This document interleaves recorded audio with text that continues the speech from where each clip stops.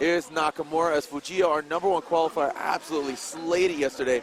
Got the same score of a 93 to our #2 qualifier, which is Yokoi. But Fujio getting that #1 spot as it defaulted to the style category. Ryan making quick work, or Fujio making quick work of Nakamura. Nakamura taking himself out there, Ryan. Yeah, nice big mistake on initiation coming into that first outer zone by Daisuke Nakamura, giving an early advantage to Fujio, who's been just absolutely impressive this weekend.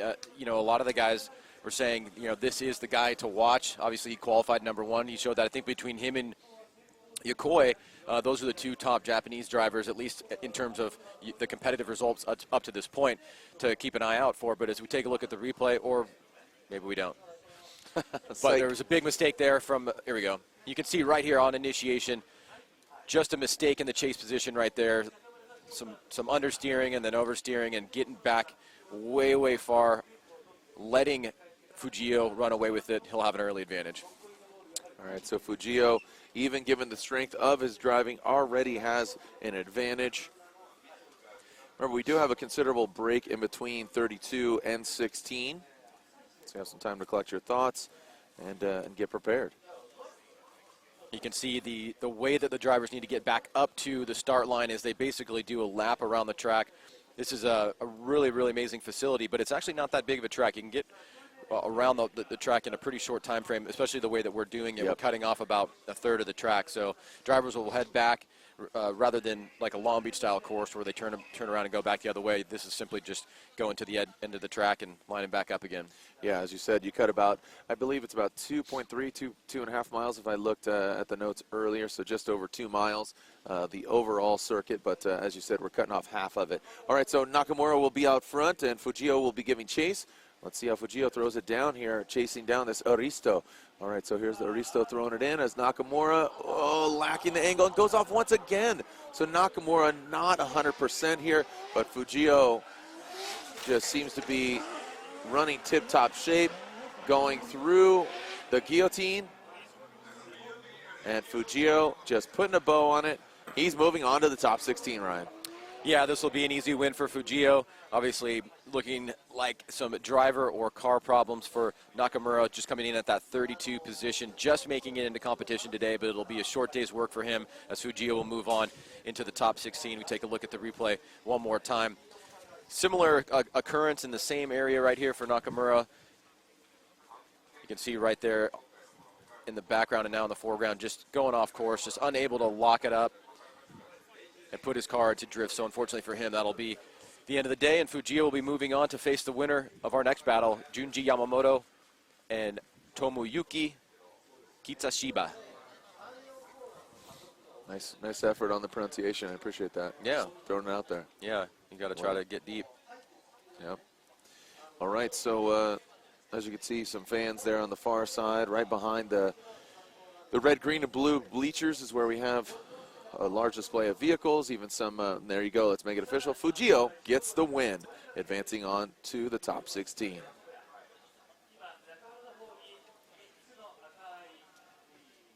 I mean, it's just really cool to, you know, just being here, this event and Fuji, this event really seems to have that really Japanese vibe overall. I mean, just even just announcing it, even our cadence of speech and everything seems to have that Japanese vibe. Well, I mean, if you've never been to this area before and you're not familiar with Japan, we're literally about, I think, 10 hours away from Tokyo. We're 2 to 3 hours away from Osaka, and we're in the hills. We're literally in the hills. There's a wolf on premises here that they use to keep deers away. All right, so here we go, Kitoshiba, and here we go with Yamamoto. So Yamamoto out front. Yamamoto initiating. He went to the gravel earlier. Nice job filling a rear clipping zone. Kitoshiba failing to get out there and straightening out a huge correction there. Coming through the guillotine. Whoa! The Sunoco S14 getting out of shape there. Oh, man. All right, so Junji Yamamoto looking strong out front, and it seems like the chase car always having a bit of issues there out of the gate. Yeah, let's take a look at the replay here as Yamamoto doing battle against Kitoshiba. Obviously, some mistakes by Kitoshiba were the first noticeable items right here out of the gate. Good initiation right here. Getting on that e-brake for a second. You can see Yamamoto out front. Nice job filling that zone. Kitoshiba straightens out right there. That is driving straight for a long period of time. I have to imagine that is going to be a 0 for him in the chase position. So that'll give Yamamoto a big advantage going into the second run, where he'll now chase down Kitoshiba. Yeah, you can see another again, correction yeah, there. dropping a tire right there. Pretty consistent out front by Yamamoto. So Kitoshiba's got a lot of ground to make up here if he wants to try and move on into the top 16. As you can see, the hashtag FDJPN, we've been spelling it out, but hashtag FDJAPAN as in FD Japan, Forum of Japan. Join the conversation on Instagram, Twitter. Let me know. I want to see your guys set up. It's Saturday back home, Sunday morning here. So hopefully you're enjoying your weekend in your respective locations. If it's, you know, if you're in the States or if you're across the globe. I know we got, again, Dominican Republic, Jonathan Castro. I know Norway was watching yesterday. Let me see all the international fans across the globe. It looks like Mad Mike. How we doing, sweet ass, bro? Looks like he's got his brand new 80-inch TV. I was just there last week, and he's tuning in. He's got his Alpine Stars stocking even hung there. I could see it. Jonathan Castro, he's watching as well.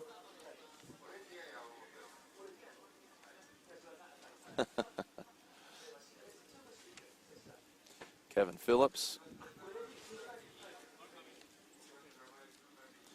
Kevin Phillips is watching from Disneyland. Well, so that's pretty gangster and Pat Gooden. All right, so here we go. So now let's see if we can get a bit of redemption here for Tamayuki.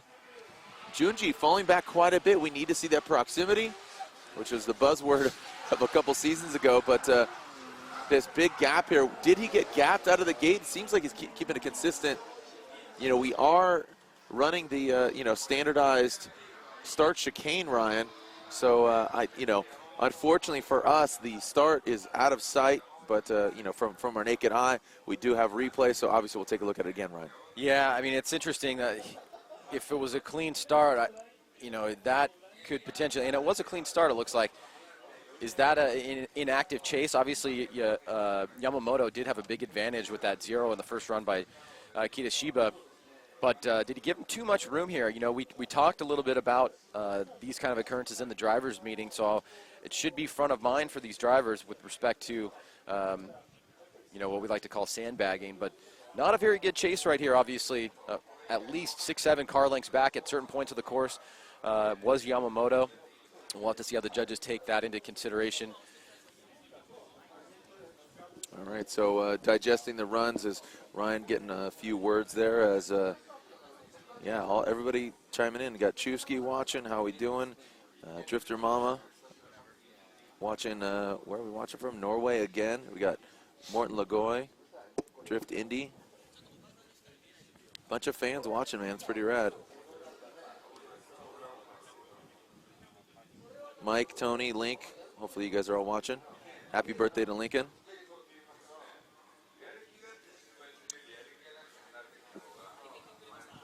As we are awaiting the judge's verdict here on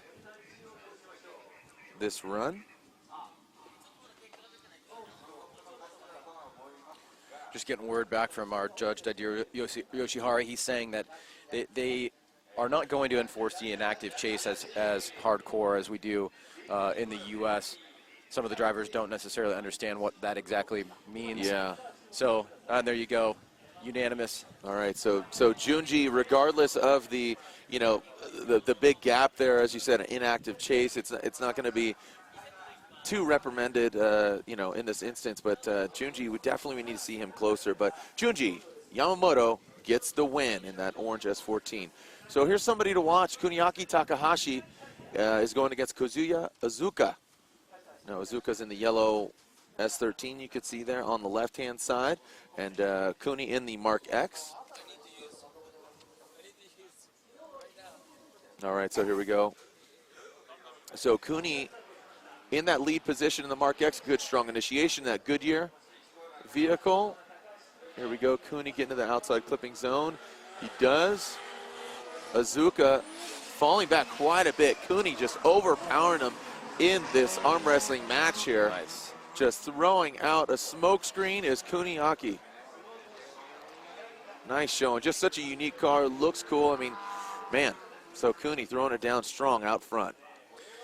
Yeah, definitely taking note there of the fluidity from Takahashi out front. Love that vehicle. One of my favorite in the FDJ series. Nice job right here on initiation. You can see great angle right there. Iizuka on the inside line right here struggles from the get-go. Tries to catch up to Takahashi here. Good transition back in the lead position right here. Way to fill that second outer zone, and then look at this on the third outer zone. It goes very, very deep into the zone, almost making contact with the wall. Perfect driving, total fluidity, commitment, good transition back around one more time as he heads up the hill. That's as close to a perfect lead run as we've seen so far. And so Iizuka has got a big hill to climb as now he will take the lead position against Takahashi in the chase. You know, Iizuka had an opportunity there a couple times with you know, could have compromised how deep, because Cooney went all the way in, but just showed you how much power he had by comparison to Iizuka. And you know, there was a couple opportunities where he could have strucken, but he just failed to do so. So shout out to David Lamb and all the Irish watching the Isle of Ireland. How we doing? Jansen, Maverick 25, Amanda Martin.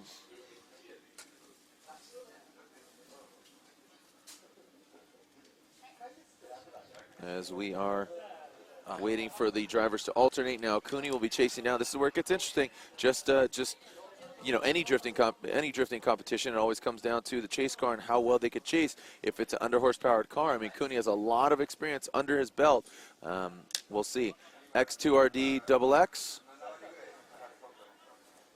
watching at home, and looks like we have Oscar Chen. How we doing? All right, here we go.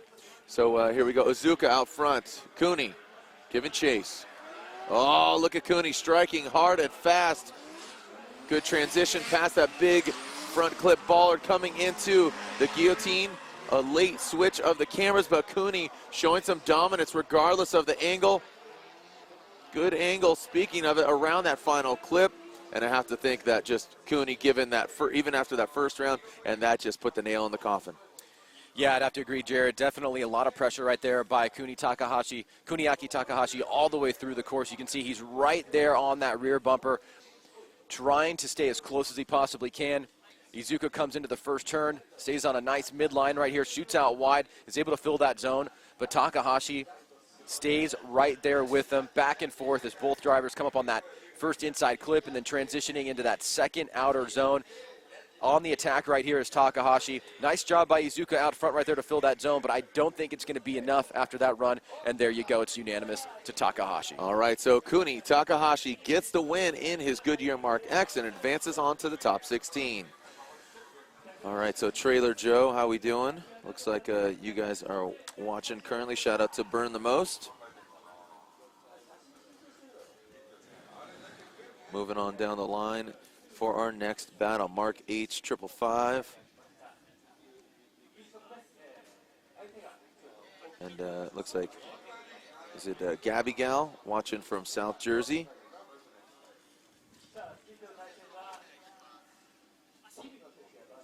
All right, so when we come back, we'll advance on to our next battle. Already 3 battles deep here at Formula Drift, Japan.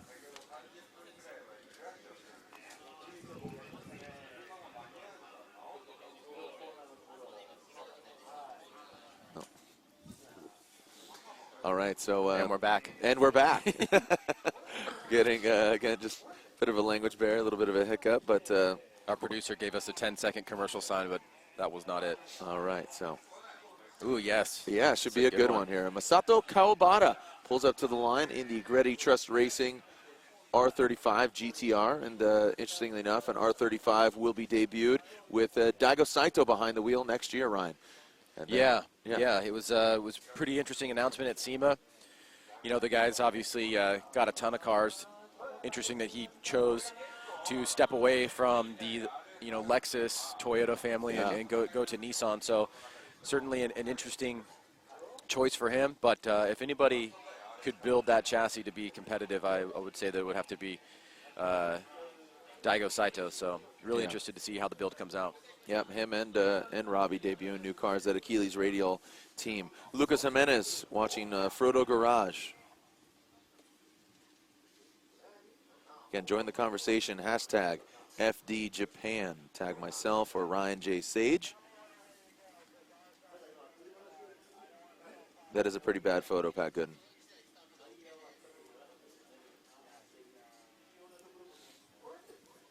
As the king of spring break, Pat Gooden's watching all the way from Florida, a.k.a. Florida.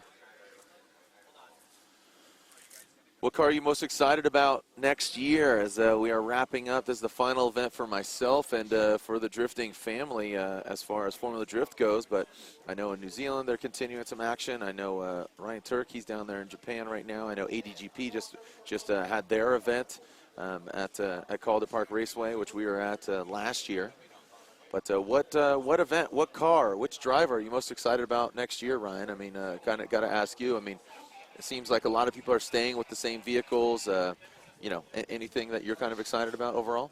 I think, you know, my head is, you know, really wrapped up in, you know, this global program that we're launching next year with the World Championship and how that's going to play out. You know, this has been an interesting weekend as things have kind of developed and drivers have spoken to us about new programs and platforms. There's a lot of things that we know about internally that haven't been put out to the public, yet that are going to be super interesting, and I think a lot of people will it'll take them by surprise. Let's just put it that way. But I like it. You know, talking to the guys here, the drivers here, few guys want to try to campaign, you know, and so not only do we already have a lot of the top Japanese drivers in the domestic series and then also doing battle here, we're starting to see some new faces as well, and you know that's what I love about the brand and working as closely as we possibly can to all these different countries and different series, is that, you know, Formula Drift has really become a global brand, and we have so many different drivers from different parts of the world. It makes it fun to watch. And, you know, when somebody wins a championship, you can truly say that guy's probably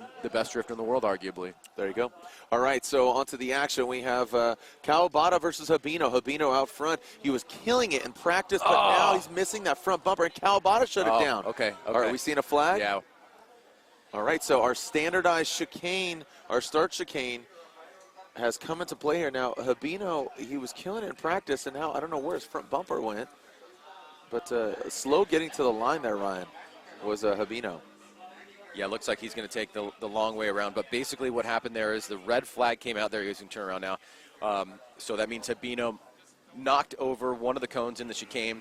We went through this very in depth in the drivers' meeting, so these drivers understand exactly what this is. And if you could explain it. Basically, you know, we have a cone structure set up for the chicane. The lead driver actually drives through the chicane, whereas the chase driver takes a straight line. This is obviously something that has been derived and developed in the U.S. series to help keep the cars together, especially cars that have a power differential, grip differential. Here in Japan, obviously, as we move into this global campaign and a world championship, want to try to keep things as consistent as possible, so we implement the chicane. Basically, the way it works is if the lead driver knocks over or moves any of the cones out of their position, he can do it once, he can do it twice. The third time, he will lose that portion of the battle. So that's one strike right now for Habino. All right. That's very concise, Ryan. I appreciate that. All right, so they're looking underneath Habino's car, wondering if he's got issues. If they get hands on the car, I mean, oh, okay, we're seeing universal sign for we're out, so we might see a competition timeout. Yeah, you can see Kevin Wells back there. He actually does the technical administration for all the different series in Formula Drift, so looks like he's talking to the RSR team back there. Maybe something happened during practice that we didn't see, Jared. Maybe that's why the bumper is, I mean, obviously that is why the bumper is missing, but we could see something low underneath there. I don't know if that's just the diff or what's going on there. Is that an animal? I don't mean to laugh, but well, no, I mean, they do have a big issue with that. I know. Well, you spoke about it very briefly, but they do have caged wolves that they actually keep on site. While driving up here, as Ryan said, we're about 2.5 hours from Osaka, and driving through the hills, we drove past a bunch of deer, and they keep wolves on site because, from what I understand, they use their excrement and spread it around the track to scare away the deer, so the deers don't run on course and become a speed bump. See, I thought it would be way more cool if they actually let them out of the cage, and then they would have violence on the deers. Wow, Ryan. It's getting really dark. But I mean, we don't want to hurt. I'm joking. We don't want to hurt Bambi. We're staying on site, so I'm totally cool with the wolves being caged. Yeah. You don't want to get attacked. I know Ryan Lantane was out running at 4:45 this morning. Was he really? He's done it for 2 days in a row. Yeah, he runs every morning. He ran on the track, and he too was grateful that the wolves are caged. I just felt about 10 pounds fatter all of a sudden with hearing that.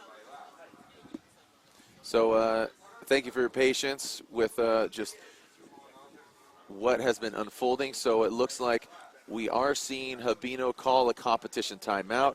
That is, in old school terms, that's a five-minute break. So we are advancing on to our next pair.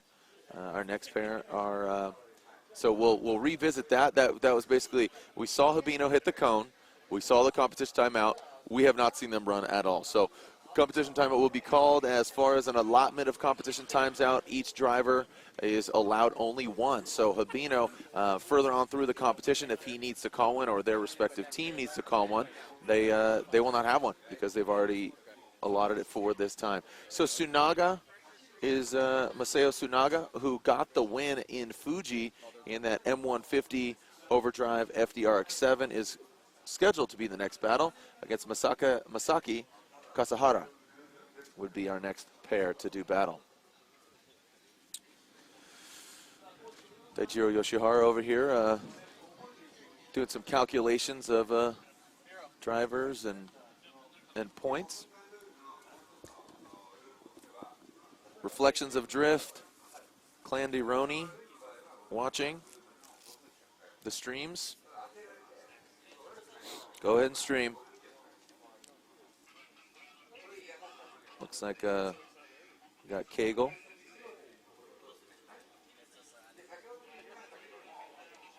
Right on. Well, we're getting Surgeonstein. How we doing, buddy?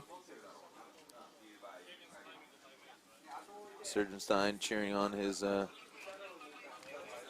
Falcon drivers. Ryan, a little bit of a delay here as we're waiting for our next vehicles to pull to the line. A lot of Norwegian fans watching at home, by the way. Nice. South Dakota. Look at this. That STI guy is watching all the way from South Dakota. Right on. Thanks, man. Well, you can see one of our drivers lining up right here. Our next battle looks like it's going to be Masao Tsunaga versus Masaki Kasahara. My name is Backwards tuning in.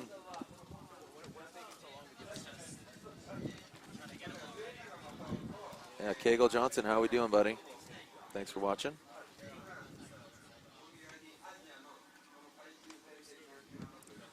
Dwight with 2 T's from Canada. I'm going to apologize now for the wind noise.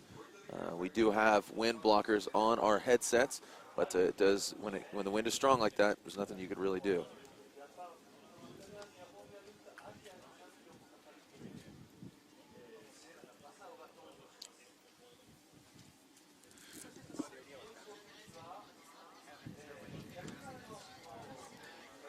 Local weather right now about 35 degrees. That's not taking into account the wind chill.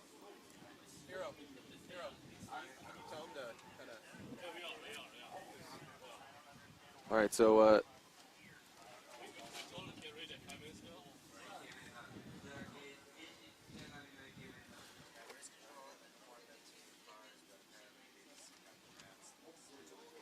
right, Habino and Kawabata calling the competition timeout. Right now it should be Tsunaga, which I believe that's him. Get on up there, buddy. Let's go. Come on, time to party. They're not as up to speed as I think our guys are for being ready at any given moment when you have a 5-minute. Yeah, I mean, you know, it's become standard protocol, and we've created kind of a precedence as far as like, dude, if you're not online, you're out. And fortunately, both of them were not ready. Otherwise, we'd have been like, dude, you're out. But regardless, Kasahara and Tsunaga are on the start line. So Tsunaga qualified 4th. He will be leading. Yeah, I think that's one of the things that we really try to implement and keep an eye on in the States is, the quality of the show, the run of the show, the speed of the show. People don't want to sit around watching nothing. But, I think a little bit of cultural difference here, trying to get everybody up to speed. All right, so wow. Tsunaga, speaking of speed, ripping out of that chicane. Wild shot. Look at this FD. A lot of e-brake there. So Tsunaga throwing it in. Masaki right there on the door, but some corrections there. Would like to see him kind of mimic the angle that Tsunaga has, but you can just see Tsunaga has that power on deck. Nice transition into that final clip.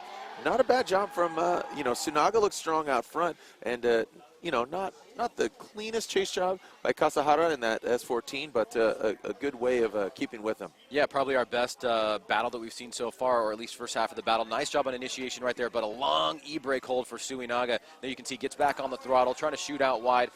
Kasahara staying with him. Nice job on proximity right here, losing a little bit of angle on the inside as Suinaga fills that outer zone, comes up on that inside clip with Kasahara going a little bit too deep right there on that first inside clip, able to dive back in here, lose a little bit of angle as we shoot to this third outer zone.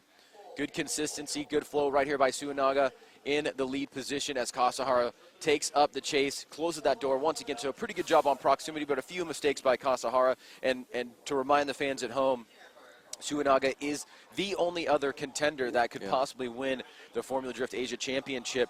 He does have a very large task ahead of him. Not only does he need to win the event, he would need Frederick Osbo to get knocked out in the top 32. So it's going to be a big hill to climb, but he is one of the guys that is competing for the championship here today. And Frederick Osbo, as far as where he is going to be running, he's going to be in the latter half of the 32. Taking a look, he's the second to last battle, actually. So Suinaga will have to wait as we're going to alternate the running order.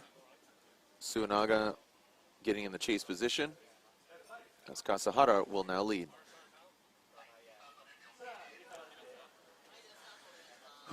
Masaki Kasahara. Local time 10 a.m. We should be wrapping it up around 4 p.m. local time. So it's all killer, no filler, 6 a.m. or 6 hour show. Here we go. All right. So Masaki out front. Good initiation. Let's see how Suinaga chases him down. A lot more poised in that chase position. Look at Tsunaga. Whoa, does he give him enough room? Does he give himself enough room? Oh, doctor, look at that. Going into the guillotine. Tsunaga compromised that proximity. Compromised that rear clipping zone, but gained that proximity through the guillotine. Ryan, take a look at it again. I'd like you to dissect it on some standout moments. Did Tsunaga wrap it up here? Well, I definitely was giving him a slight advantage in that first run. On this second run right here, he comes out very aggressive. You can see Kasahara does a great job on initiation, staying wide. Suinaga dives in right here, really closes the door on this first outer zone. Both drivers able to fill the zone with Kasahara taking the lead. Now, this is where the mistake comes into play. It's an over-aggressive move where it causes Suinaga to get offline. He straightens out a little bit. And then you can see right here, he has to come up on the inside to gain proximity as Kasahara does stay wide. Right there, Suinaga loses a little bit of angle and falls back. So both drivers making some mistakes in their chase position. Is this enough for one more time, or do the judges actually feel that one driver or the other edged it out? For me, I think it's right in that, since they can't hear us and we're not live to the, like we usually are to the U.S., it's kind of, we can actually speculate. I think Dai Yoshihara is a terrible man, and no, I'm just kidding. He's right next to me. That's why I say that. It is kind of a nice experience where we're just streaming live. It's like just some friends hanging out. Yeah, talking smack right now. But you say you kind of lean to the one more time. I feel like that could definitely go in that direction. I mean, oh, look at this. So wow, Masaki. Wow. So, oh, look at this. So Kasahara. And Andy Ent says one more time. I got one. All right, I got one. And, so Suinaga, it looks like, with that, does that mean that Frederick Osbo wraps up the championship? It would have to. It would have to, I think, yeah. Because basically I think he needs to do it. I think that's it. Yeah. We kind of didn't do that math because we thought Suinaga was just going to, kind of cruise through 32, but look at that. Well, we'll get to that math unofficially. I think that's the situation. But Kasahara moves on to the top 16. Yeah, he would definitely have to win because even if Osbo went out, he's still ahead in points right now. Yeah. So yeah. Yeah. So it's So Kawabata here. Kawabata is running the course because the RSR S15 has broken. So Masato Kawabata gets the win as well because Habino is out. So it's kind of, you know, you win some, you lose some for RSR as Habino's knocked out. But Frederick Osbo unofficially grabs the championship. We'll make it official as he goes and battles in the 32. He's the second to last battle, and he is going against Ichiyanagi. What a year for him, huh? Yeah, I mean, getting second place, and I mean, that's a Norwegian, that's a Viking done good, man. Yeah, really come on strong this year, looking great. You know, going back and forth between different platforms. He had that win in Thailand, did very well in Fuji, and we'll see how he does today. But he's definitely become one of the top guys, I would say, in the world, arguably. Fact. You know, you can't deny it. He drives all over the world. He competes in multiple series, and he's competitive in every single one of them. And, you know, I attribute that to a lot of seat time. He grabbed a lot of seat time in his 86X in Norway, in his, you know, Papadakis Racing Scion TC. So, you know, quite a few vehicles that he drove as we get ready for our next battle. Charles Ng and Kunihiko.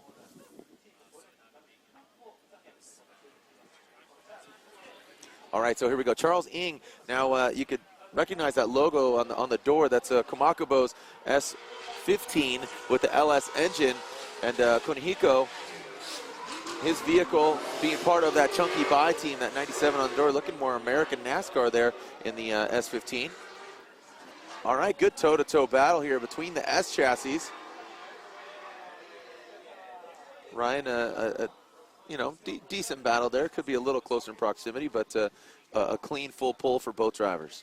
Yeah, definitely for Charles Ng. Very impressive yesterday in qualifying, coming out strong, qualifying in the top 10 on the first run. You can see right here as he takes the lead position. Nice job right here on initiation. He's on a kind of a middle line, does not get all the way out to the zone, but stays right on that middle line border, pulling out ahead, a two-car gap established right here between him and Teramachi as Teramachi tries to make up ground by filling that second outer zone behind Charles Ng, slightly closing the door right here, bringing it down to about 1.5 car lengths, and then right there, almost touching bumpers with Charles Ng, who stays consistent out front. And, oh, and there's a mistake right there, straightening by Teramachi right before the finish line. Just seeing the Instagram here. Violence on the deers. FD Wolves. Just seeing some of you fans, and we're having a good time here, and I really appreciate all the fans tuning in. We have some of the best fans in motorsports. Inertia Images having some fun here with FD Wolves. Would be sweet. Yeah, man. That would be a sweet nickname. If you can't have fun while there's cars sliding around on course, you can't have fun in life, I'd say. Wow, yeah, I'm with it. All right, so that headphone guy.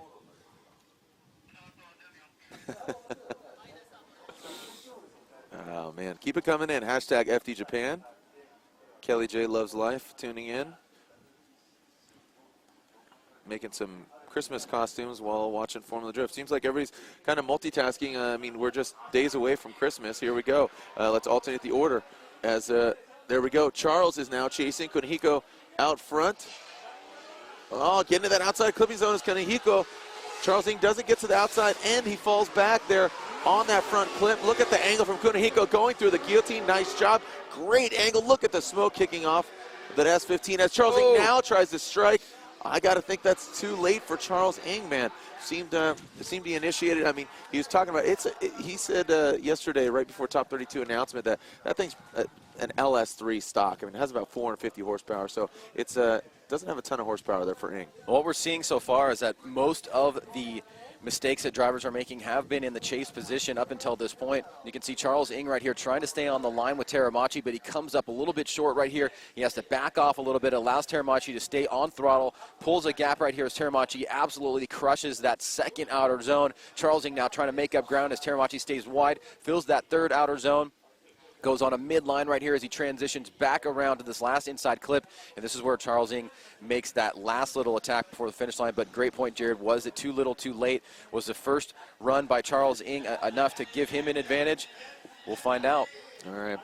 Yeah, I mean, you know, Charles, he's really you know, coming on strong. He's back in the mix for Formula Drift in the States. He's got that supercharged V8 G37. Going to the judges, Ing and Teramachi. So look at this, Teramachi, says Lantain, Yoshihara, and Andy Yan. So Teramachi, Kunihiko Teramachi in the S15 on Goodyear tires advances on to the top 16.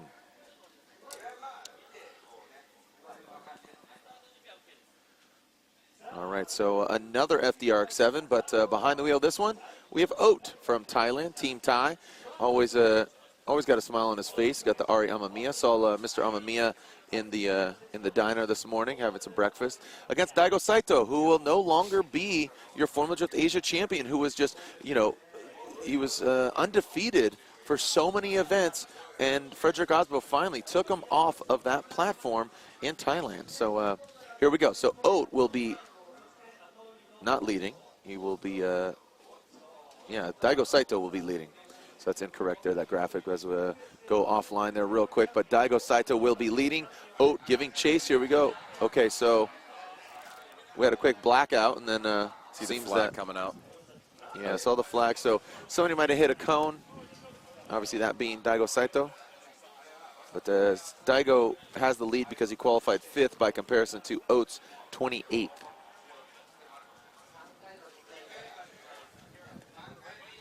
Ryan, we were talking about Osbo earlier and just the year he had. You know, real quickly, just a lot of seat time. I think Daigo Saito, a lot of seat time. Chris Forsberg, now the champion, a lot of seat time. You know, Vaughn Kitten Jr., a lot of seat time. That's what it comes down to anything, man. Practice, practice, practice. You got to practice your craft, no doubt about it. You're not going to wake up one day and be able to, you know, play the guitar if you have never gotten on it. So Kelly Slater, man, they're out at the pipeline right now. Got to surf.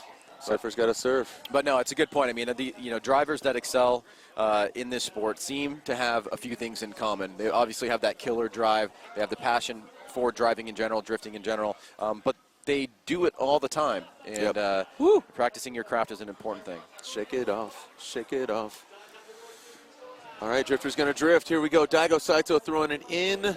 That first clip. Off course. Oh, no. My goodness. Oat with a fast pass to the bleachers as Daigo Saito. You have to wonder, did something break? That was very uncharacteristic of Oat as of recent. A very strong driver, but Saito just out front. And we are beached as brew. Yeah, he is very Heaps deep. Beached. Oh, man. So tough take a break. look at it again. Tough break right here for Oat. You could see at some point he goes into a deep understeer and heads off course. Daigo on that wide line, nice conservative initiation into this first turn that leads us into the first outer zone. And right there you can see Oat just goes off course. Really high pace speed right here that sends him about 75 feet into that deep gravel. So we will probably have to take a commercial break and pull him out. But Daigo Saito finishes out. No doubt.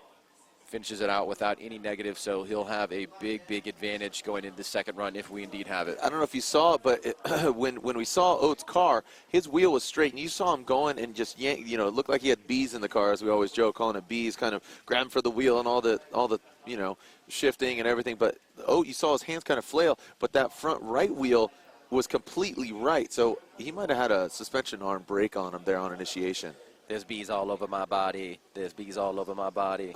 You know that song? No. I don't think anybody else does except you. Shoot. Kidding. No, is that Candyman? No. It's like an old house song. Okay. Nope. That'd be terrible to have bees all over your body. Well, that's because it's supposed to be like a dancing thing, right? Ah. Okay, so it's like, you know. Okay. So dance like you have bees all over your body. I mean, obviously that's probably not good dancing, but it'd be terrible. That's the worst dance I could ever think of. Are you running and screaming too? Yeah, possibly, depending on how bad the music is. All right, so Oat currently, so no, there was no, it seemed that just going, he turned it right. So Oat giving a bit of a wave there. So fortunately he doesn't have any broken suspension arms on the front of his vehicle, but unfortunately he did go off course, so that will be a deficit for him. We're having too much fun here on this version of our live stream. Well, it's, you know, the thing is you're borderline delirious because of how cold it is. So things that are seemingly innocuous are somewhat funny because you're at like a level 3 pain, just kind of like being around. Like my feet are basically frozen. Mine are absolutely. It seems a little bit colder today than it does yesterday. They could snap off if you hit them, if you just flicked them. Innocuous, word of the day. Yeah. What's that mean? It means like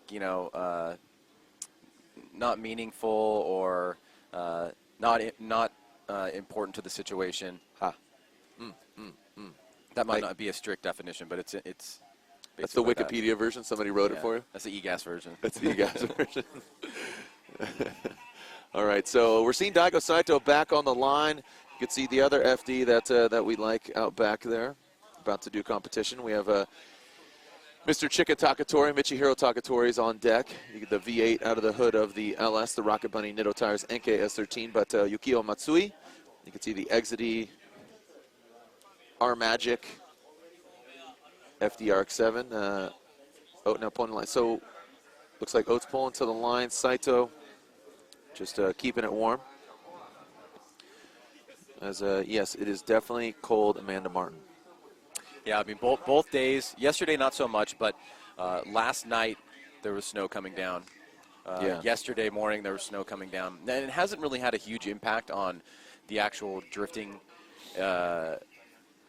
competition per se, though during the morning practice it was a little bit wet for a while, but it hasn't been one of those things that has had a huge impact on drivers going off course or track conditions being too slippery, but it's definitely making for cold conditions. We got Morton turning in from Norway. He's popping a bottle of champagne, celebrating Frederick Osbo's unofficial Asia Championship as Oat now putting it down, but Saito cannot be shaken, hence the name. Oh, and Oat, our first victim to hit the clip half moons there. Yeah, that's pretty. I'm backing those. No, pretty I'm backing durable. them too. We were trying to figure out how to get them on the rig. That's the only issue. Those are pretty massive. And all those filled with deer meat, Ryan. Yeah. I'm kidding. I think PETA's going to contact us now with all this joking. Cam Curtis tuning in. Photos by Jason Scott tuning in. I have to assume Daigo Saito will get the win. Wow, look at this. Yeah, Pat Gooden was majestic. Yep. So, Jared, after that 0 from Oat, you can see trouble on initiation right there. Daigo has to adjust. Never one to stay back in the chase position. Daigo Saito. Oat struggling to try to find his way as he goes very deep into this zone, and then he ends up making contact. So we go to the judges' scorecard. Scores are in, and yes, clearly Daigo Saito will get the win. Move on into the top 16. Oh, man, the overdrive, team tie, M150. Suinaga's out. Oat is out. The only hope is S. Westlake, as he's flying the tie flag, as well as Nand. And he's actually, coincidentally, driving Daigo Saito's Formula Drift USA vehicle that has been shipped back here. So what looks to be Daigo Saito's Formula Drift US vehicle that's here is now driven by Nan, who's also Thai. All right, so a little cleanup there on aisle 4, as we have a hard-working crew, and we always seem to see these brooms in Asia. I mean, they're just they haven't embraced the big floor sweeper. No, there isn't a big floor broom. It's actual natural bush. So we see those in Thailand. We see them in all across Asia. But man, some hard-working guys and gals out here, and we appreciate it. What are you chuckling at, Ryan? I don't know. It would be inappropriate to repeat it. I got you. Thank you. Appreciate that. As I want to thank our staff, not only our judges, Lantain, Yen, and Yoshihara, but also Hiro Sumida's out here, been translating, which has been quite an assistance here, bridging that translation, or language barrier, excuse me. But also Kevin Wells, Sesso Begay, and Steve Choi, Owado-san, for being always a cordial host. On site, we had our meals every day, morning, night, and also some libations in the evening. All right, so we're cleaning up the track here as we'll continue on to our next battle. Almost halfway through, we are at Okayama International Circuit when we come back.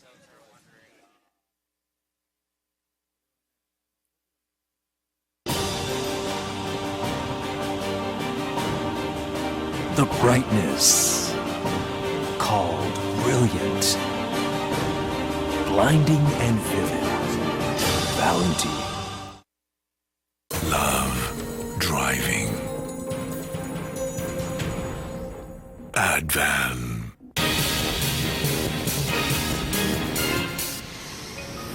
Yokohama, your tire. The Osaka Auto Messe is a motor show based around the theme of customizing. Be sure to come and find your own special customization that meets your desires at the Osaka Auto Messe.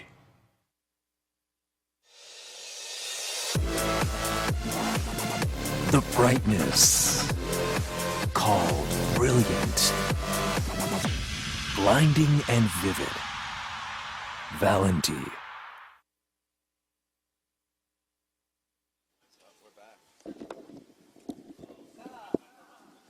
All right, we are back. As you can see, that is the front straight there from that first corner. Looking down, you can see on the pits, all the vehicles pitted.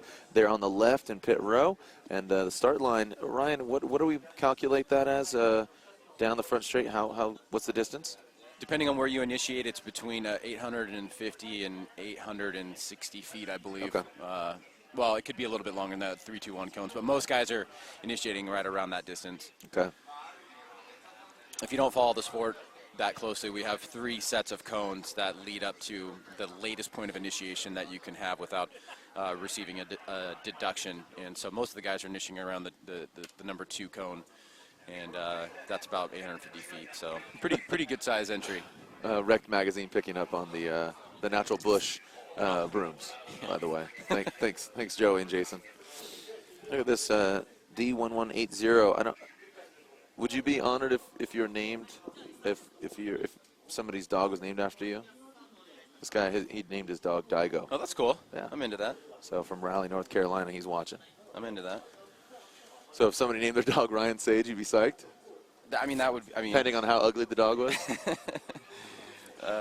All right, let's go. Back to the action. Here we go. Yukio Matsui versus Michihiro Takatori. So Takatori there in the chase position. Gotta love the exidy clutches, FDRX7. Oh, man, leaving Takatori in the dust. So right now the rotary overpowering the V8 in the over-the-top battle of arm wrestling. Turns his hat around. It's like a switch. As Matsui navigates the course properly, but scrubbing some speed there so Takatori could catch up. And, man, Matsui looking strong in that lead position, Ryan. Yeah, real surprised to kind of see that gap established right there by Matsui. Takatori was one of the quicker vehicles yesterday in qualifying, but you can see Matsui coming out very strong right here on that middle to high line as he shoots out wide, fills the zone very early, stays in it, drops his angle a little bit as he pulls away from Takatori, who's now trying to make up ground. Nice job on that inside clip, leading into this second outer zone right here. Matsui doing a good job staying consistent and fluid. He's on a middle line as he enters the guillotine, goes almost out to the third outside zone. Then he's on a middle line right here, transitioning back around. This is where Takatori makes up a little ground to Matsui, but it was a great lead run overall by Matsui, who looks like he'll have a slight advantage as now Takatori will take the lead and try to get some of that back of his own and move on into the top 16. One of these two guys will be facing Daigo Saito in the top 16. And now they go back to the line. After these guys, we'll see our number 2 qualifier, Masashi Yokoi and Nan. Oh, people just blasting us on our pronunciations, but it's all right. It's tough, man. It's yeah, just having the way my name's been spelled, I'm kind of used to name pronunciation. Hara Dienda. Deanna. All right, here we go. So Michihiro.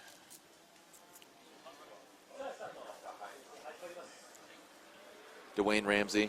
Suinaga. There you go, buddy. All right, here we go. Takatori out front. Look at this. Woo! Woo! Nice job by Yukio Matsui. Strong in that chase position. Backed off a little bit. Takatori needs to throw it down. Looks good. Through the guillotine. Yukio now bringing it up the hill. All right, so Ryan, out of the gate, it seemed that Yukio was strong, backed off, and then kind of kept his distance a little bit. Could have been more aggressive, though. Well, Takatori in the lead position, Matsui in the chase, right out of the gate, stays very close, backs off a little bit. You can see Takatori trying to push out to that zone.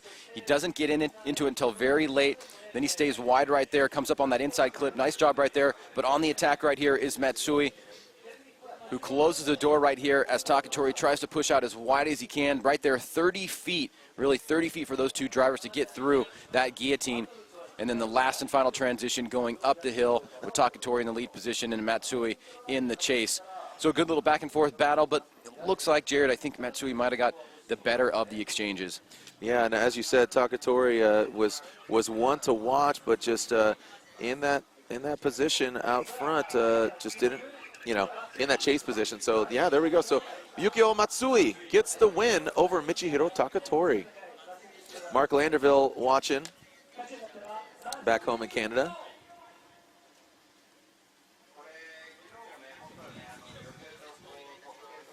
As we advance on to our next battle. We're officially now halfway through our top 32 action.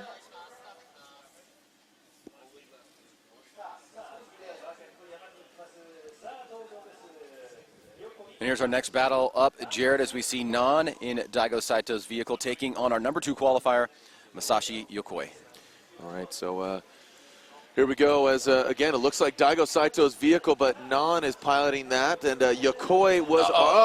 And look at this, another victim to the sand pit as Nan escapes it, but not before receiving the deficit. But Yokoi, as long as he finishes out the course, will have the advantage. But regardless, it was our number 2 qualifier. And one to watch, I have to say, this weekend. I mean, his initiation, and you mentioned it earlier, Yokoi wants a petition to compete in Formula Drift in the States all 7 rounds next year. That you put that out there, so I'm gonna back it up and endorse it. Yeah, and that would mean that he would obviously be a contender for the World Championship, because he'll obviously do the Japan round as well.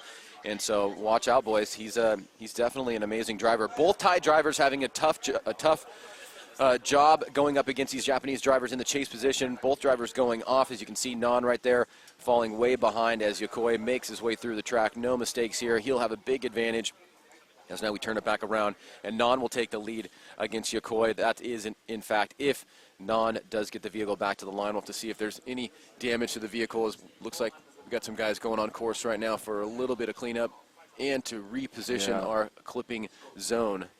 This staff is just absolutely on it as far as soon as there is something on track, they grab those brooms that I spoke about and and get the job done. Yes, man, loving the conversation that's unfolding online. So keep it moving. As you can see, Yokoi pulling back to the start line.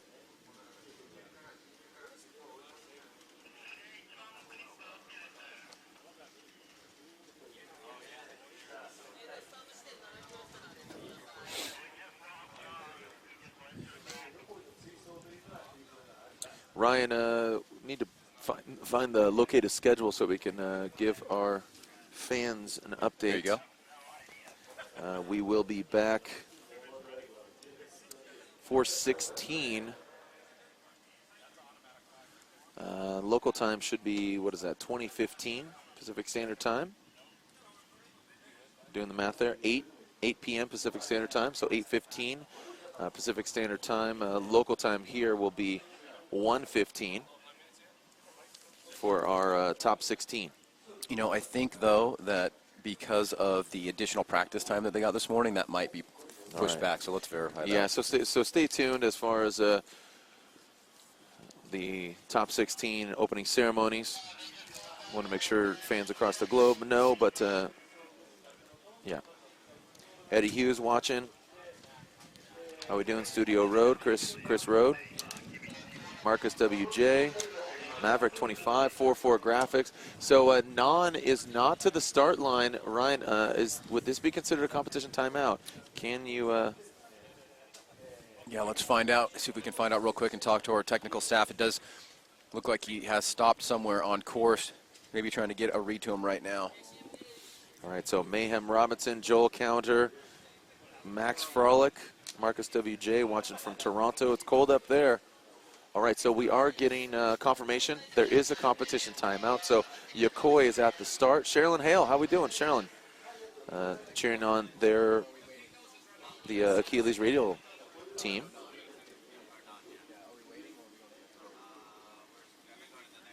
Sherilyn watching in the taxi in Vegas.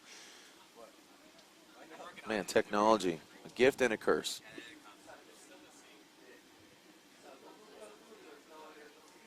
Need for Speed Brian. Nice. Surgeonstein cooking some steaks and watching. So here we go, Jared. Moving on to the next pair as Nan takes his competition timeout. Yokoi pulls off the line. We will see Manabu Fujinaka and Masaki Ukita. Where are we at right now? Right here. Shouldn't we be there? Oh, no, sorry. Yep. Oh, no, we should be here. Yeah, S. Yes. Yes. Thank you. Okay, thank you. So, yeah, S, you could see him there in that Altezza. That's the last TIE driver of the three. So the TIE fighters, not talking Star Wars, we're talking the country. So the last TIE fighter is S, as Nan currently is sitting on the deficit. So, because Oak got knocked out, Nan just had that deficit. He called competition timeout. So S will be leading in that Altezza, and then Masayoshi Tokita in one of my favorite cars. I love this thing, big crown. So a big Toyota Crown. Look at just such a unique front grille. All right, so here we go. S is out front, and Tokita in the Crown is giving chase. Good initiation by S. Coming into the sweeper. Look at Tokita striking hard and fast with the pink nose of the Crown, but S tight on the front clip. Tokita giving a bit of room there. Needs to get that proximity. Good job on the walls from both the drivers. Man, this is probably I've seen S, have some moments of greatness throughout the years. We've seen him develop, being in Singapore, Malaysia, and Thailand, but he looks very comfortable, very strong, and dominant now in this Altezza. He does, and he definitely laid down a pretty solid lead run right here. You can see nice aggressive flick into the first part of this long sweeping turn that takes us into this outer zone, which starts right there. You can see S gets into it a little bit late, but nonetheless stays very smooth and consistent as Tokita starts to lose ground right here as S really gets on. Unable to attack from the chase position is Tokita as S swings very wide. Nice job on that third outer zone. Good fluid transition through here as he heads uphill to this last inside clip, and Tokita was unable to close proximity towards the latter part of the course once it was established after the long outer zone number one into that first inside clip. So looks like S will have an advantage, but now he's got to chase down Tokita, who will take the lead here as we are now on the second half of our top 32 battles, making our way through the field. You can hear in the back the conversation between Manabu Arito, Nobutaro Taniguchi, and Keiichi Tsuchiya, a.k.a. Drift King. And also Tom Saba. And just a lot of history from those gentlemen. Yeah. So it's kind of cool having them in the building. We've had some good times with everybody this weekend so far. Yeah, or for this sure. week, actually. Crank some whiskey, some bourbon up in the bar, and had some good laughs and some great conversations about drifting, past, present, and let's be honest, future. Yeah, it's really come full circle. All right, here we go. So Masayoshi out front in the Crown, S giving chase, simply known as one letter. Let's see if we can put an S on the track here as he initiates behind Masayoshi in the big Goodyear Crown. Oh, Masayoshi, nice job. S is right there. Actually, great proximity by comparison to even Masayoshi, working the whole course. Masayoshi almost touching some dirt as S is striking. Is he going to take out Masayoshi in that Goodyear? He's part of the Kuni team, and I think Ryan. I think S might have just taken out Masayoshi.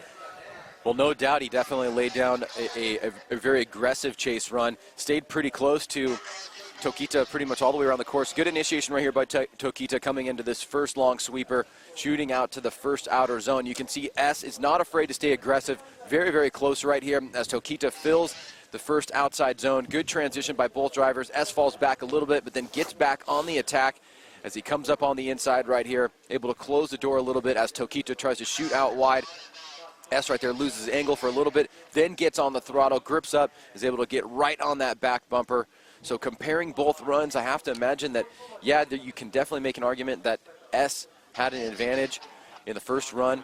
And the second run, he stayed with him pretty much the entire way. No major mistakes that I could see. And there you go. S, unanimous, gets the win here against Masayoshi Tokita. So we're finding out that with S's victory, he is the last tie fighter because Oat was knocked out, and we are also finding out that Non is knocked out. So Non is knocked out. That means Yokoi advances on quickly in that D-Max S15, but S is still in it to win it. So taking out Tokita, which, like I said, probably my favorite car here, will not be seen in the top 16.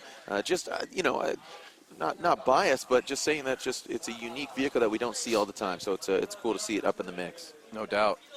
Love the four doors.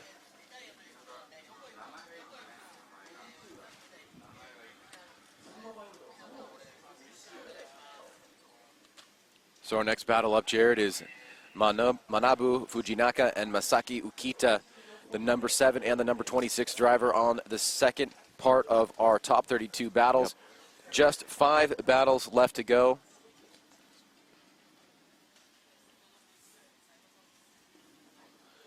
All right, so we are seeing.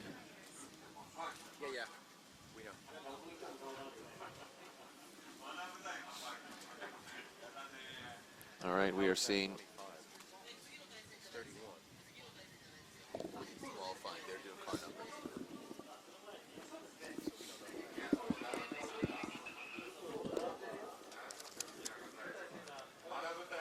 All right, so we are seeing Fujinaka, our number 7 qualifier, going against Ukita, who qualified 26th.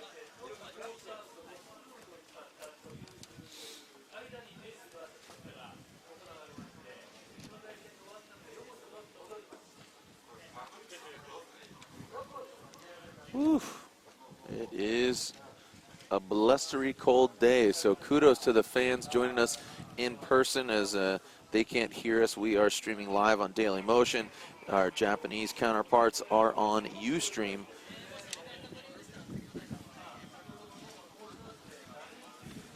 Hashtag FDJPN as we are waiting to see our next drivers pull to the start.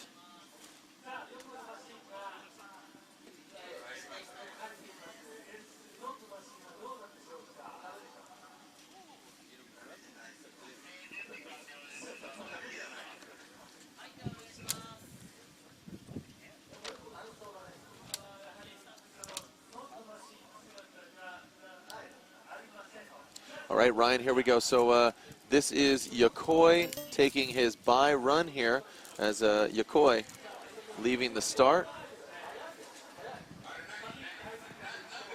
As this is just kind of a standardized deal. Look at this thing. I mean, Yokoi is an absolute killer. As Gaijin Smash Dwayne is watching.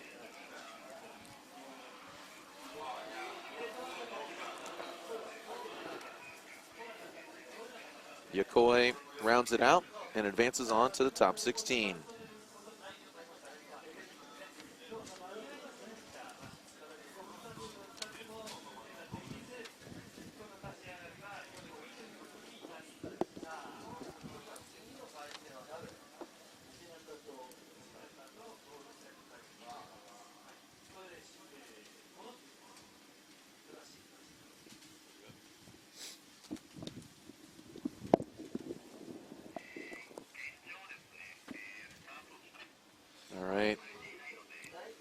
Ryan, we are seeing our, now we should be seeing our next pair.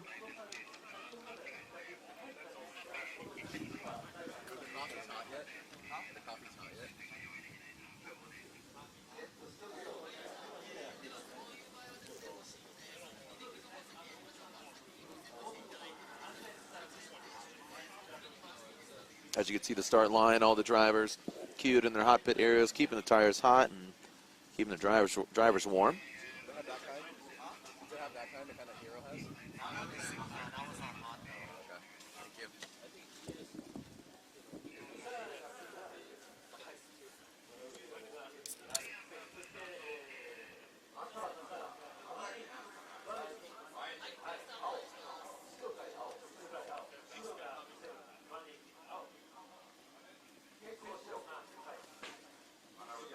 Want to wish a happy holidays to everybody watching across the globe.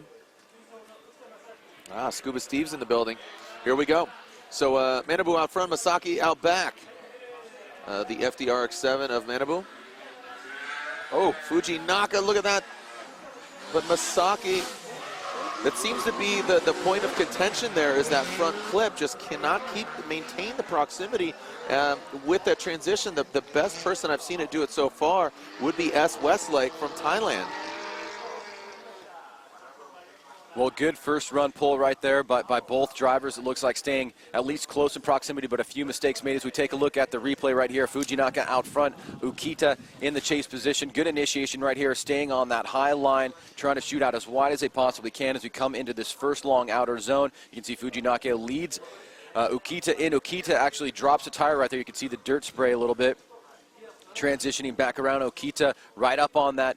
Fujinaka right up on that inside clip with Ukita staying about 2 to 3 meters back. And then right here on the inside, he tries to attack, but lacking in the angle as Fujinaka takes the lead up the hill. This last transition right here, good fluid dynamic motion as he goes uphill and hits that last inside clip. So a pretty good lead run by Fujinaka. Ukita, a couple mistakes in the chase position, but now he'll have an opportunity to try to make that back up as he'll head back to the start line and take the lead himself. Shout out to Boss Motorsport for tuning in, watching, Instagramming. Professional drift team competing in the BDC, the British Drifting Championship.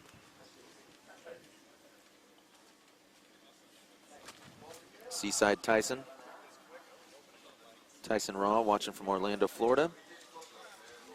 All right, let's alternate the order. So now we'll be seeing Fujinaka chase down Ukita.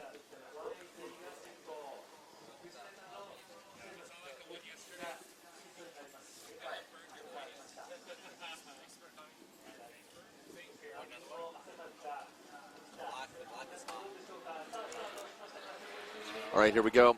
Initiating is Masaki. Out front of the S13, dropping, but then, yeah, gets out to the red and white rumble strips. A nice job, good transition by both the drivers. Let's see if we can see Manabu get a bit closer there in what looks to be the Shamu FDRX7, that black and white livery. Instead of water, just spitting out some smoke. Ryan, a fairly comparable run in the alternating order, so pretty consistent on both runs. Yeah, let's take a look here as Ukita now out front, Fujinaka in the chase position. Both drivers initiate little e-brake grab right there by Ukita as he goes wide right here. Nice job entering that outer zone right along the rumble strips. Great job right there. You can see he gets the better of the exchange right there against Fujinaka. And watch this, Fujinaka way off that inside clip. And then Ukita transitions back around, slides that rear bumper right through the second outer zone, and then the third outer zone just comes off a little bit, but staying on that deep line, really showing good car control here as he comes out of the guillotine past the last turn right here to the inside clip and comes across the finish line. So, yes, both drivers in the chase position making some mistakes. Was Fujinaka's the bigger of the two? We'll find out. He was unable to fill the zone like Ukita. We'll see how the judges take that into consideration. All right, so going to the judges, looks like Manabu Fujinaka gets the win. So Fujinaka gets the win in that RX7. So Fujinaka advances as Yoshiaki Waki against Tadahiro Fukada. And Ryan, that was unanimous there as we are seeing our next battle here on deck.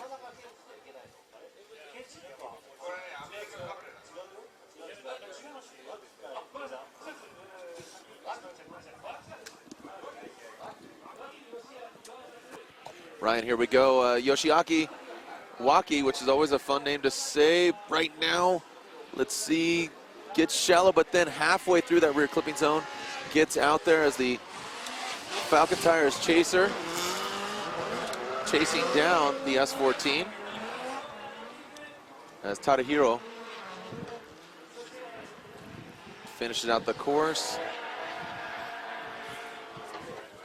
I think as we narrow down the competition, we're going to see a lot closer proximity there on initiation, and we're going to be seeing them go more door to door. So let's take a look at this run again here, Ryan. Well, Waki in the lead, Fukada in the chase position, pulling a huge gap right out of the gate. You can see right there at least 3 to 4 car lengths back now, 5 to 6 car lengths back. Nice job right here. He does enter the zone a little bit late, but he stays nice and wide right there, touching the middle part of the zone, then transitioning. He is off that inside clip, but clearly no proximity here for Fukada, who now goes on the attack, leading into the guillotine and the third outer zone. But Waki, nice and consistent right here, leaving the guillotine, coming back up the hill. Fukada trying for one last attack, but you can see unable to really get door-to-door action there. So some mistakes in the lead position by Waki, but probably overshadowed by the mistakes by Fukada. Well said. All right.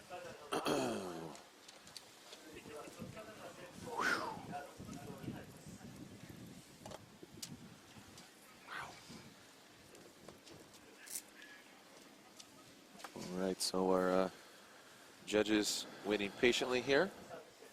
And Ryan, we have Fujinaka there advancing on. We have 4.5 battles left here in top 32. We'll be taking a break. We'll update you with the schedule if we're back on track. And kudos to these fans. You could see the wind blowing there. You could see the flags, getting bunched up there on their poles. So it goes to show you how strong the wind is. And if you've never been to Okayama, the way this is set up is we're kind of in a bowl. There's grandstands all around where we are. And either way, yeah, good views. You got a good view.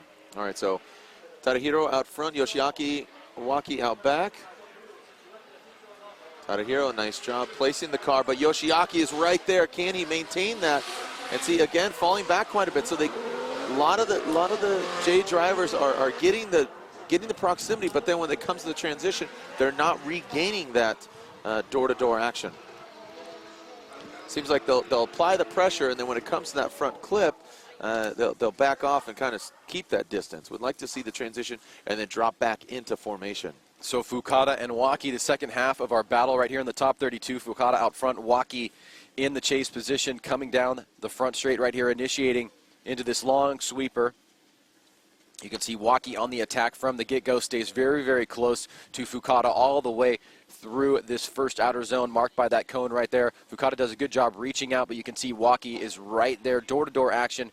Transition, this is where you're talking about, Jared. Fukada is able to hit that inside clip. Waki falls back a little bit, and he stays about 1 to 2 meters outside of that inside clip. And then he's also shallow right here as he tries to chase down Fukada. He's not able to get out as wide near the guillotine. Fukada comes back around, swings it uphill, and Waki right there and Fukada cross the finish line. So some mistakes by both drivers.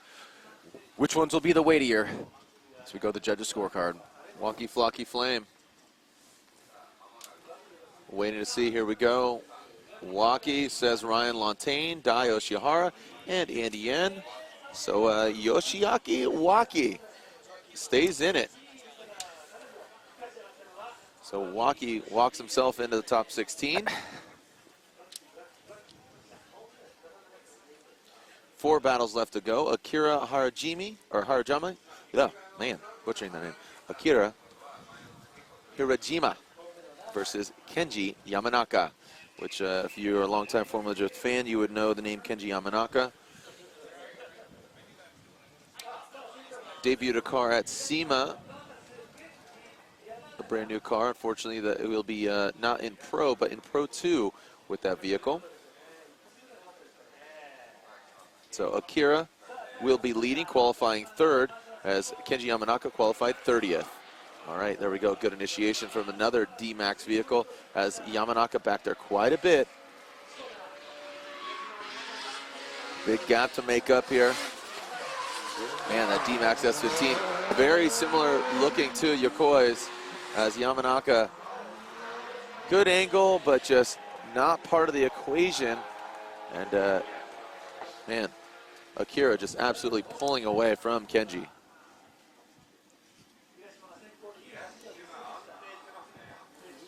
Akira Hirajima in the lead position, our number 3 qualifier, taking on Kenji Yamanaka. Coming in at number 30, and you can see, like you said, Jared, establishing a very staunch lead in this first run right here. Is just Yamanaka is nowhere to be seen from initiation on. Nice job right here by Hirajima in that lead position, really putting on the smoke screen right here as he enters that first outer zone. Stays nice and tight right there to the inside clip. Good transition right here. Kenji Yamanaka almost out of the picture at this point, trying to close the door but unable to, as Akira Hirajima will have a very solid lead from his first run, now chasing down Kenji Yamanaka, who will take the lead position as we swap both drivers getting back up to the start line.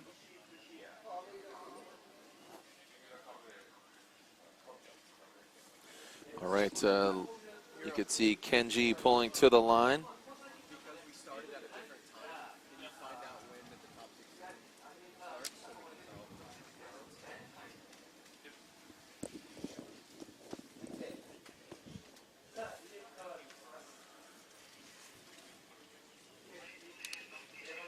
All right, Kenji is ready to run.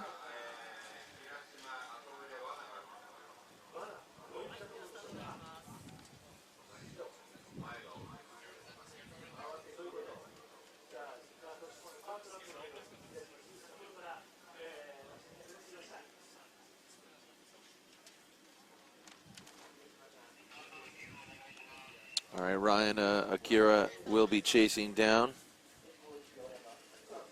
that of Kenji Yamanaka.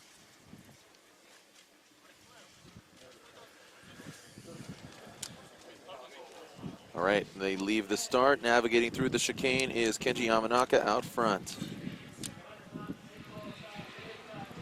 All right, here we go. Kenji initiating into the first corner.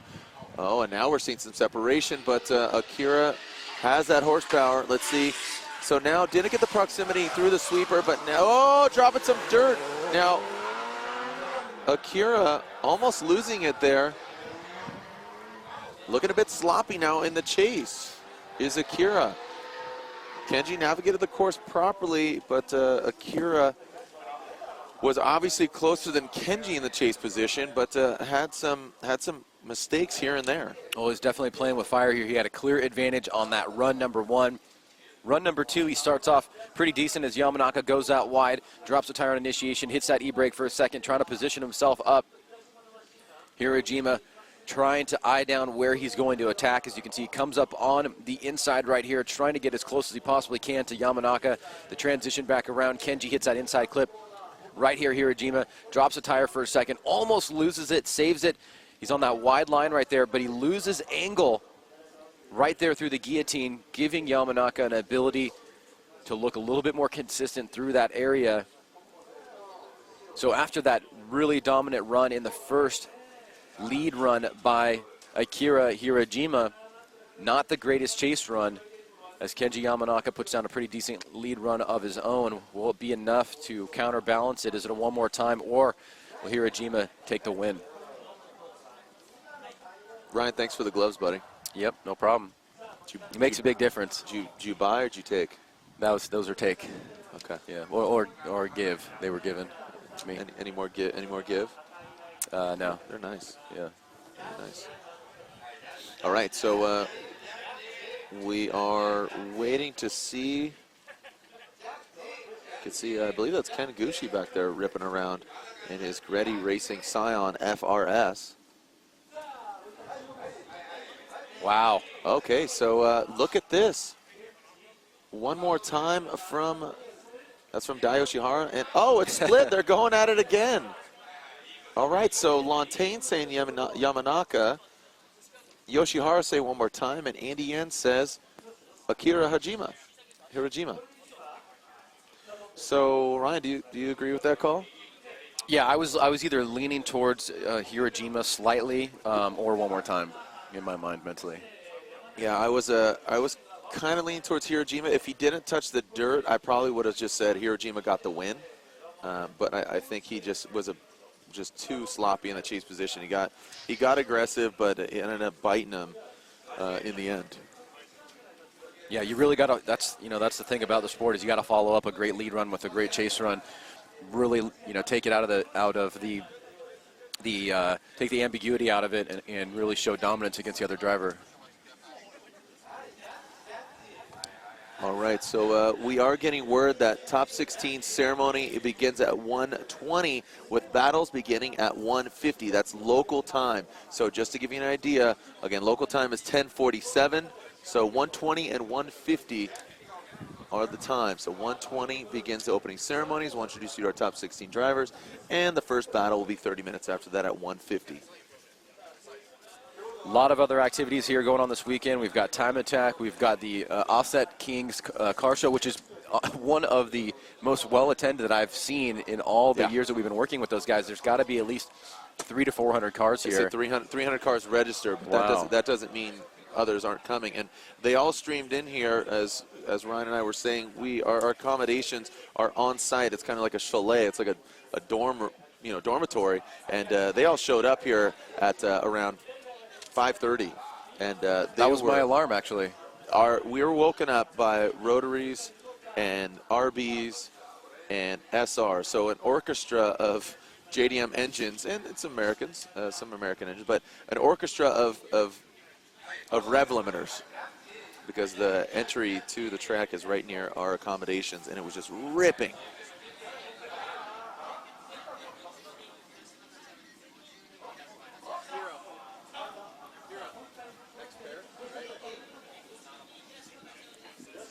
All right, so wondering a little bit of delay here. You could hear Ryan requesting, are we on to the next pair? And we are, it sounds like. Andrew Gray taking it on Kazuya Bai. Chunky Bai. Chunky Bai, if you're a long-time Drift fan. Chunky Bai campaigned another vehicle for Signal many moons ago.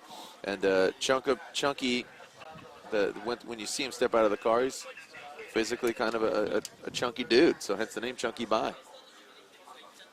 But Andrew Gray, he operates power vehicles, which if you ever want to experience drifting at Ebisu, which is an iconic place, Andrew Gray operates accommodations, sets up the car, gets you the tires.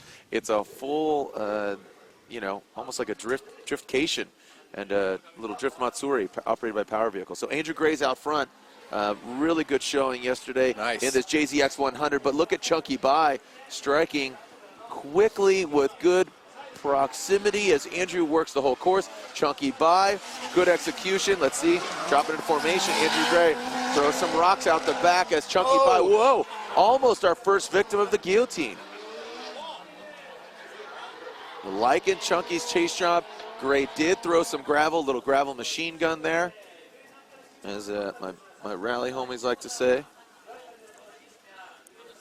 So Ryan, let's take a look at that again. I like Chunky's aggressiveness, but good chase run is only as good as its lead run. Yeah, I got to tell you, I'm really impressed by Andrew Gray. I think he's a great driver. You can see very aggressive flick right here. Look at the angle, stays committed. Chunky Bai adjusts, tries to pop up on the inside right here as Andrew comes into the latter part of this big sweeper, entering the zone a little bit late, but goes deep right there as Chunky Bai tries to chase him down, stay on that line, follow him like a moving clipping point. Chunky Bai is off that outer zone as that inner clip, as Andrew Gray is able to fill that and the outer zone. Right here, Chunky Bai loses angle for a second as he tries to attack. You can see almost making contact there, but still fluid and consistent out front is Andrew Gray, who now coming up the hill here to this last inside clip is just slightly wide, but a nice lead run by Andrew Gray and some moments of brilliance by Chunky Bai, trying to stay as close as he possibly can, but making a few mistakes in the meantime.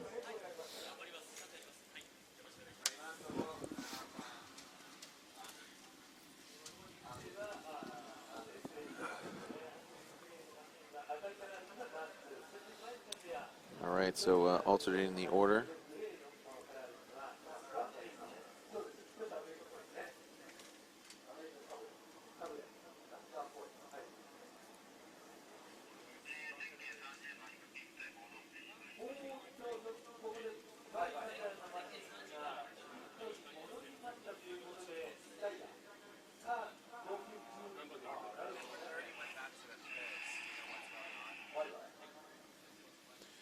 All right, so Andrew Gray is on the start line. You can see the snorkel out of the hood of the GT86. That is Frederick Osbo.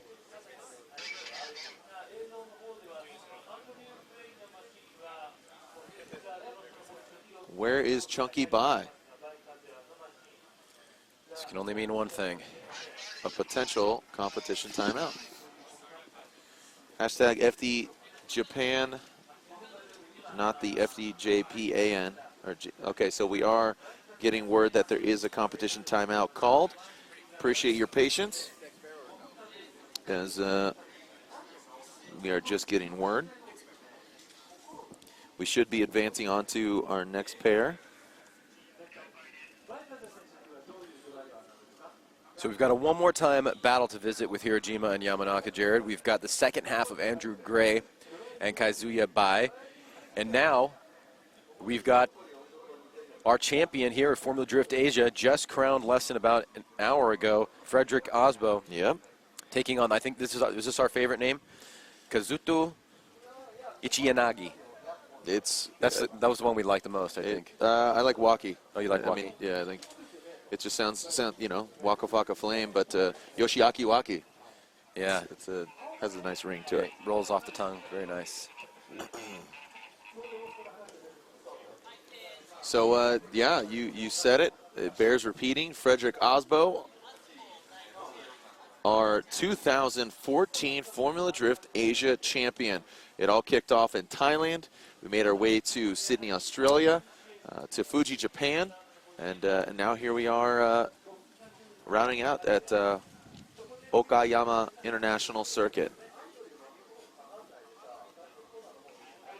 which, yesterday at the top 32 driver announcement on site, they got on stage. I told Frederick Osbo that Ayrton Senna, which I know he's a fan of Senna, and of Michael Schumacher, both of them raced here on this track, so it's got to be a cool feeling for Frederick Osbo, second overall in the Formula Drift US Championship, first overall in the Asia Championship, and that's with Daigo Saito competing. That's with some big notable names. It's not just an easy task. It takes commitment, both schedule, driving, seat time. Hats off to the RSR team for getting that car in competition mode, getting it ready to take on some formidable competitors. So also after this, we will be seeing Hirota versus Ken Gushi. So remember, Harajima and Yamanaka to go one more time. Andrew Gray and Chunky Bai are to go at it again. Osbo and Ichiyanagi are to be pulling to the line any moment.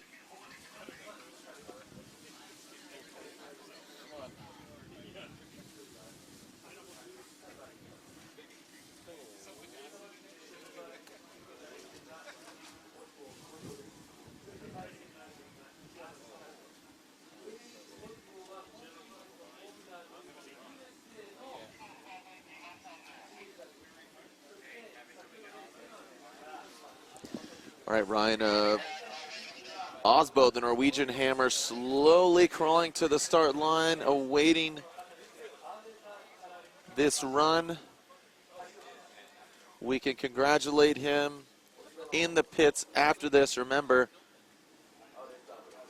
like I said, 1:20 begins the local time national anthem opening ceremonies,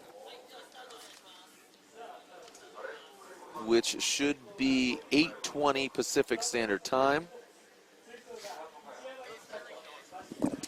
So pretty close to our original scheduled broadcast. Here we go. Osbo out front, and Kazuto giving chase. So Osbo making quick work. Now he broke a bolt, completely sheared off yesterday in practice, but now seeming to be very cool, calm, and collect, running through the gears, filling that rear clipping zone, and Kazuto just being phased, shut it down, navigating through the guillotine. I think he's just chasing down some greatness right now. That is Frederick Osbo and that V8 powered GT86. Well, no doubt, definitely putting a stamp on it in this run. Clearly a huge advantage here for Frederick Osbo as he comes out of the gate. Strong initiation into the first corner. You can see not a lot of e-brake there. He's able to pull a huge gap right out of the gate against Ichiyanagi. Nice job by Frederick staying on that wide line, filling the zone as much as he possibly can. But really the difference here is just the lack of any kind of chase from Ichiyanagi in that position. And then right here as we come into the guillotine, Ichiyanagi makes a big mistake by straightening out right there and then getting back in a drift. But all the meanwhile, Frederick Osbo staying consistent and establishing that huge gap that will put him out front with an advantage as we go into the second run, now having to chase down Ichiyanagi. All right. Now it gets interesting for Osbo. He's got so much horsepower on deck. He's ready to do battle. How is he going to fare in this chase position? Is he going to give himself a little bit of room? Jared, just getting word, the battle between Andrew Gray and Chunky Bai is not going to happen because Chunky Bai, Kazuya Bai, is bowing out of competition. All right, so Chunky Bai, go bye-bye. Okay, go bye-bye.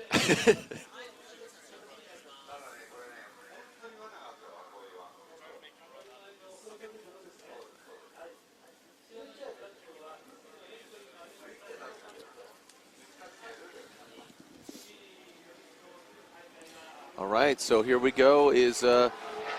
Regardless of the outcome here, Osbo still applying the pressure and is your 2014 Asia champion, just showing what got him to the top in that chase position, chasing down Ichiyanagi. Look at that. That V8 power GT86 showing absolute dominance is the Norwegian Hammer. Put your hands together across the globe for second overall in the Formula Drift Championship in the States, of 7 rounds. And now here he is, just really displaying why he is your 2014 Asia champion, Ryan. Well, sometimes it's a little bit of a guessing game going into initiation with the lead car you may not be familiar with, but Osbo shows right here the intuition. It works very well as he takes what could be a perfect guess or well-researched to find out how Ichiyanagi was coming into initiation, stays with them from the get-go. Ichiyanagi swings wide right here, fills that outer zone, but Frederick Osbo stays very, very close on proximity. Remember, go back to that first run. Ichiyanagi had that big mistake right through here in the guillotine, giving Frederick an advantage, plus the lack of proximity. So for Frederick, staying this close and being this aggressive, he's really putting a stamp on it against this this driver here in the top 32, and that should be all she wrote for Ichiyanagi, and Frederick Osbo should clearly move on to the top 16. Most definitely. So again, Andrew Gray advances on. 2 more battles left. Let's make it official with the scorecards.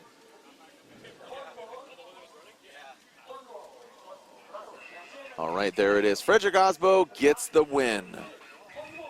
Just bears repeating there. Always Reckless tuning in. How we doing?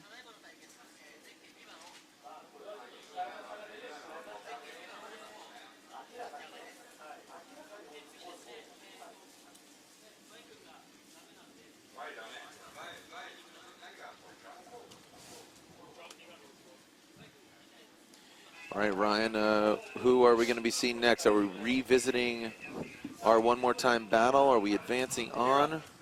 As we are trying to inquire. Which battle are we going to next one more time? You can hear Ryan inquiring.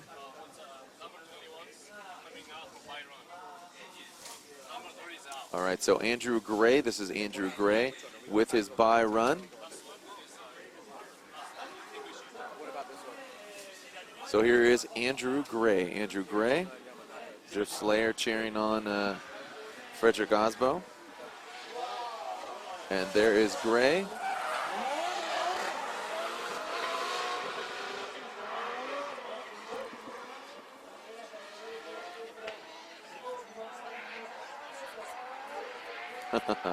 Insta Big Steve, Brad Lim watching with Surgeonstein, cheering on Team Falcon. Thanks for watching, guys.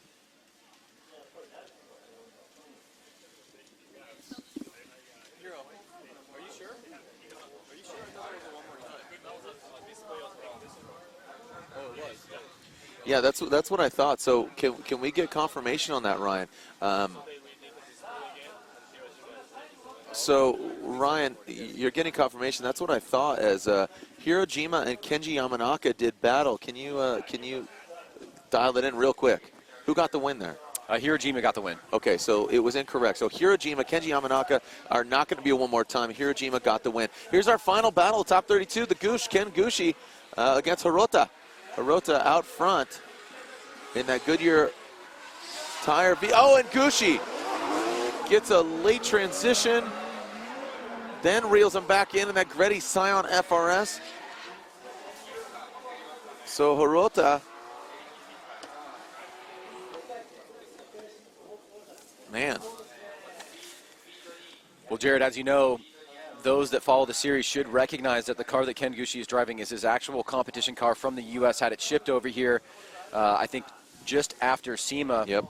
So a lot of pressure on Ken Gushi to perform this weekend. Gave everybody a little bit of high blood pressure yesterday as he zeroed out on his first qualifying run, came back to qualify number 22. You can see right here, Hirota on initiation goes deep into that zone. Ken Gushi staying very, very close to him, but watch this transition back.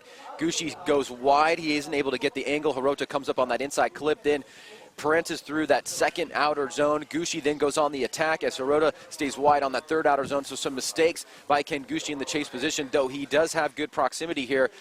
He will need to come out with a strong lead run on this second half against Hirota and hope that Hirota makes some similar mistakes as Ken Gushi. Obviously, you want to be aggressive, you want to stay close in proximity, but there are risks that comes with, and Ken Gushi having a few mistakes in the chase position as Hirota puts down a pretty decent lead run. And just to give you an idea, Ryan, local time here is 11:03. We talked about 1:20, so that's I mean, if we wrap this up here, that's going to be about 2-hour break for you to gather your thoughts, gather your things, maybe put some libations together and party. If you're back in the States, that's right around dinner time. So a great Saturday evening. Throw it on the big screen. Invite your friends over. Let's party all the way from the land of the rising sun to your own land, your homeland. All right, here we go. So is Gushi going to redeem himself in this final run of top 32? We are live here at Okayama International Circuit. The Gush, the Gush, the Rush. Ken Gushi. Ken the Rush Gushi. Here we go. Gushi transitioning. Hirota in that Mark II. Great looking car as Gushi almost drags along the guillotine rear clipping zone. Hirota chasing him down. Man, just the comparison of the size of the vehicles, that big sedan in the Mark II compared to the FRS, or it's known as the GT86, across the rest of the world. Well, remember, going back to that first run, Ken Gushi was aggressive in the chase, made some mistakes. Decent run by Hirota. Now Ken Gushi taking the lead. He's trying to fill the zones as best he can, get up on that inside clip, but pull away, establish a gap from Hirota. That's the only way that he's going to be able to win unless Hirota makes some big mistakes. You can see a slight correction right there by Hirota as Ken Gushi fills that first outer zone. Nice gap right here established going into that first inside clip, then transitioning to the second outer zone. Nice job by Ken Gushi. Hirota does start to close the door a little bit right here. He's on a middle line as Ken Gushi fills that third outer zone. Fourth, as you can see, Hirota right there trying to close the door towards the last part of that inside clip. Will we see these drivers go one more time? We'll find out. So when we come back, we'll find out. Is it Hirota or Gushi when we come back?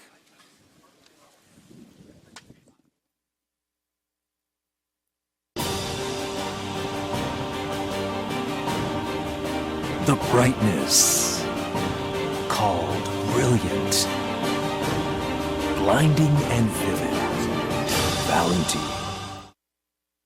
Love driving. Advan.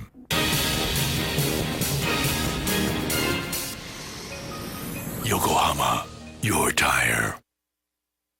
The Osaka Auto Messe is a motor show based around the theme of customizing. Be sure to come and find your own special customization that meets your desires at the Osaka Auto Messe.